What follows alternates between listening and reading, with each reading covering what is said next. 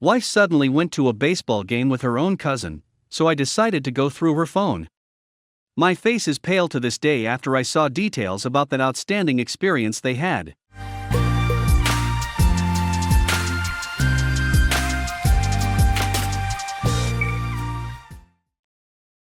Alright, it's a long one, so bear with me. This situation happened about 2 weeks ago, and I've gone from fully trusting her to deeply doubting her. My wife and I met when I was 19, and we fell in love quite quickly.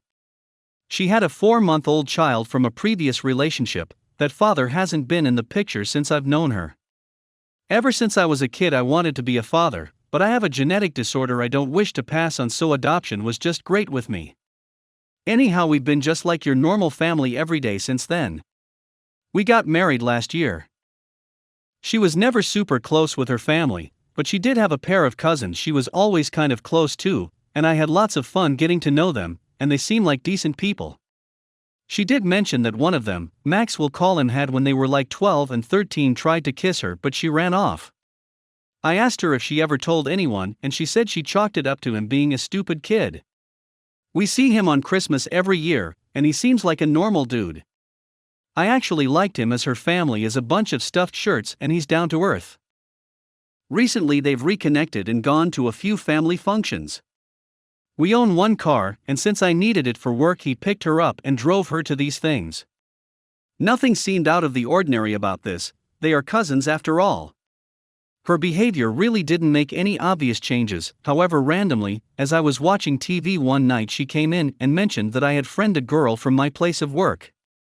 I accepted a friend request. We're a pretty open couple and things don't usually offend us. For instance, she'll remark on an attractive guy and make some sort of lewd remark, and I think nothing of telling her this woman was the new office. She didn't accuse me of cheating, but it felt like she was about to, which has never happened before.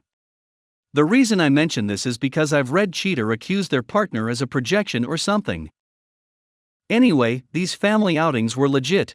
The whole family posts pics on them on Facebook, and the wife sends pics from the outings. There were 2 of these events, and each time wife came home and was like a robot. Zex seemed normal, if not quieter than usual, but as she suffers from depression she often gets cold every so often, and when I asked her if she was doing alright she chalked it up to that. Well, 2 weeks ago she leaves for work, and as it was my day off I puttered around the house, dropped the boy off at school, and came home to check my email. On Facebook I saw that I had a message from her cousin. He and I had recently discussed going out to see a farm team baseball game, and I thought he was getting back to me. The message reads, "I'd like to see you on your knees." I was confused as hell until I realized that my wife was still signed in, and it was her he was talking to. I wanted to end him. I instantly rushed and read through their chat log, and it's filled with him creeping on her, and while she is saying things like, "But I'm married," and "No, I'm married." These read like very thin no's, like she is saying no because she has to, not because she wants to. I'm disgusted and absolutely floored about it. But since none of them mention anything happening yet, and she is denying him, albeit kindly, I can't exactly say she's cheating. Well, when she gets home, and our son is put to bed, I confront her over the situation. She instantly breaks down into hysterics and tears, saying things like, "I didn't do anything, I didn't know how to tell you. I was just hoping he stopped." Now she and I both suffered childhood sexual misuse from family friends. We both went to years of therapy for it, and for that reason we have very good communication skills when it comes to comfort and boundaries, and how to express ourselves about unwanted advances. I love her, and I wanted to believe her, and that he was just being a creep, but the way she didn't tell me and acted seemingly normal leads me to believe something else was going on. I told her that I believed her and asked her if I could message him to tell him to back off, and how disgusted I am that they are cousins, or if she would prefer to tell him and handle it herself. She first expressed that she would tell him that I knew and not to call her, but her resolve cracked as she was confident this would just stop. I was furious about that, but didn't express it, and told her that knowing she wasn't going to, I was going to give him a peace of mind. This is my wife. If she's being harassed I will end it, and if she's not being harassed she's cheating on me. So I messaged him, he saw it, but made no reply. The wife says I should have let her handle the situation, and I told her there was no way I was going to keep quiet in the face of this. She seemed to understand and expressed in the end that I was probably right to confront him because she didn't know how. All seemed to return to normal, but 3 days later I come home and she's crying. I ask her what's wrong and she said, "It's Max, you should have let me handle it." I messaged him yesterday and he won't talk to me. We had the conversation again about me not sitting idly by when somebody is harassing my wife. She gave me a look. It wasn't much, and it was only for a second, but it gave me the impression that she didn't consider it harassment. We end the discussion in agreement that I handled it how any man would handle it. 2 days later I'm coming to bed late like 2 a.m. as I was finishing up some work. I hear her on the phone with somebody kind of chuckling. This is not normal. Told me it was her mom, and had something to do with our kid's birthday, which I didn't buy, but at this point, I've begun playing stupid so I can observe the situation from a place where she feels comfortable. The next day she is crying again, and at this point I've really had it. She's been unstable for 2 weeks now. When I ask her if this is about Max again, she says she tried to call and apologize for not handling the situation herself, and that he still isn't talking to her. I admit it, I snapped. I told her that either he was misusing her or she was cheating on me, and I caught them. Won the couch tonight, obviously. I wanted to believe her, but I'm not a moron. I'm essentially laying here with my finger on the button waiting for some solid truth, because if this is what it's feeling more and more like, I'm about to go 95,000 megaton nuclear on the both of them. Sorry for the length, I just don't know what I can do from here on out. Edit: she goes to work in 6 hours. I will apologize for my outburst and ask her to sit down with me and talk tonight. It's Sunday and our son typically stays the night with my parents every other Sunday. I'm not proud of it, but I feel it's in my best interest to do a snooping. If I find nothing, we will discuss what happened when it started, what I can do to help her, and what we ought to do moving forward. I love her, and the idea that she is being harassed by somebody who is supposed to love her breaks my heart. However, if I do find something sordid, or learn that she was complicit in any way, I am done with the relationship that instance. I don't believe in marriage counseling in instances of infidelity, and even if I did incest, there is no way I could look at her the same again. Will update. Update. So I didn't sleep at all last night, and when she woke up I made breakfast. I told her I shouldn't have blown up, and that we should probably sit down tonight and talk about things. She agreed like she wasn't even upset, to begin with, and said she knew she had probably been acting badly. I told her that the sort of harassment she was dealing with was infinitely more difficult because he is a member of the family. She just seemed to agree with me. I wasn't going to snoop, but so many people on here told me I ought to, and not wanting to be accused of not taking the advice I asked for, I decided to go through with and check her emails. With the way she was acting this morning, I had fewer reasons to be suspicious, but at this point, what the heck, and did just that. The level of disgust, hatred, and anger I feel cannot be expressed right, and there will be a divorce. There was one email entitled Yummy, and upon opening it I found a picture of her cousin with semen on his face. The back and forths are him describing to her his encounters with random not straight men. They make reference to past sexual encounters they've had together, complete with one picture of a female to male toy captioned "I still have our old friend."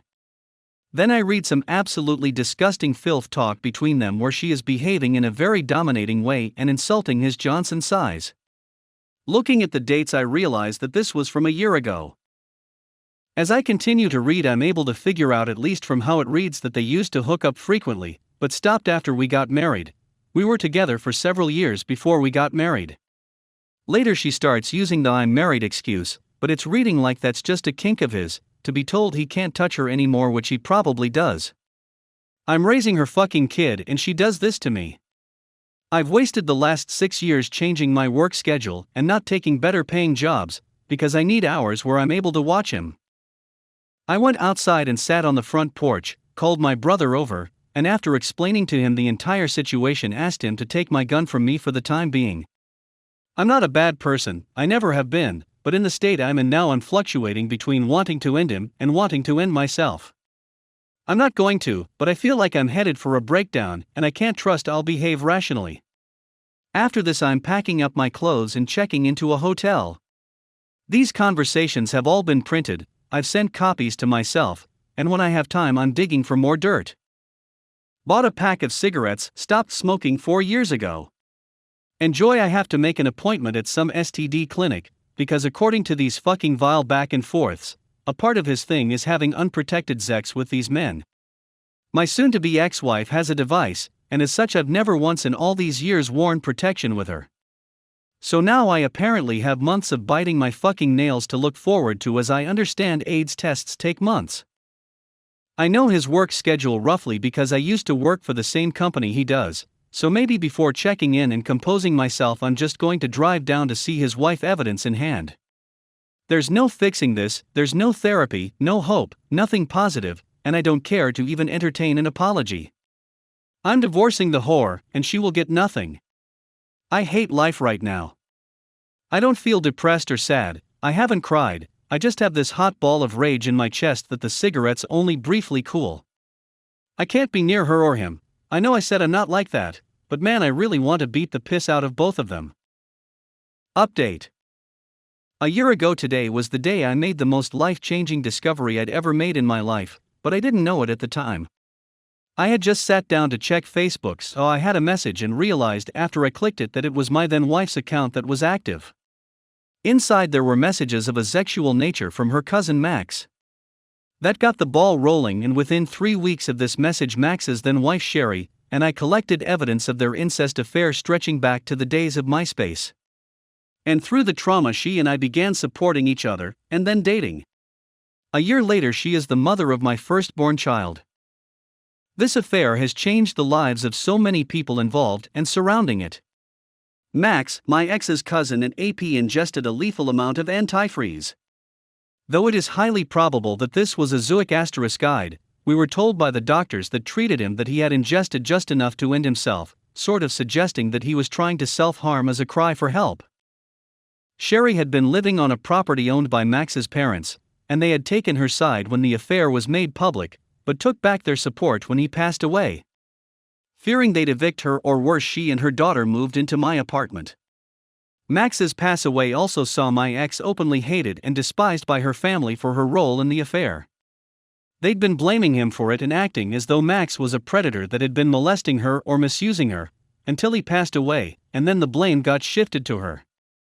She's no longer welcome at family gatherings, and the only people she speaks to is her own parents, and I think the only reason they haven't disowned her is because of my former stepson. My ex-wife had been letting me continue to see my stepson after we split. My relationship with Sherry was outed around the time of Max's pass away, and this ultimately led to her fighting me over it. It still baffles my mind that even after I caught her in a 10-year-long affair, she had the audacity to act as though me seeing another woman was some sort of a crime worth taking away the son I had raised since he was only a few months old. Ultimately, though, I decided on my own to walk away from the entire situation, as I felt like our constant fighting and my lack of legal authority over him would lead him to be even more unhappy and traumatized than if I just left. Those of you following me or reading the comments of other posts will know that Sherry and I have relocated to her home state, where I've started a new job and we're currently renting a home. We are also both in therapy, individual, and we're being counseled together. We both understand that a lot can go wrong with relationships that formed the way ours did, and we both want to work on communication and growing with one another so we can better navigate the tough times when they come. We're both survivors of infidelity. The story of how we fell in love can never be a cute story to tell the kids. One thing I learned about my marriage through therapy is just how much my own parents' terrible marriage has affected me. My dad is a good guy, a loving father, and my mother is a wonderful woman, but their relationship is a mess. My ex-wife and I never really fought or got into huge fights. Now, kid living in a home with a loveless marriage, I always knew when things were bad. The loud arguments and the yelling and what have you. When things were quiet, things were good. It wasn't happy, it wasn't healthy, but it wasn't outright conflict, so I associated it with good and healthy. My ex-wife in all likelihood never loved me, and I've come to realize that just because we didn't fight, and there was no outward conflicts, this by no means meant things were happy. It's just my only point of reference for goodness in a marriage was quiet, and I had quiet. I'll speak for Sherry a little, as she's given me that permission to share, but she had been made to feel completely dependent upon Max for everything. They met online, and he convinced her to move in with him even if doing so meant she'd be dropping out of school. He also wanted to be one of those man of the house types, so he didn't allow her to work. No work, no school, pretty much meant no friends outside of Max and my ex's family. Even worse, a year into it, he revealed to her that he was a bisexual and informed her he'd see men every so often, and not knowing how to handle it, just accepted that situation.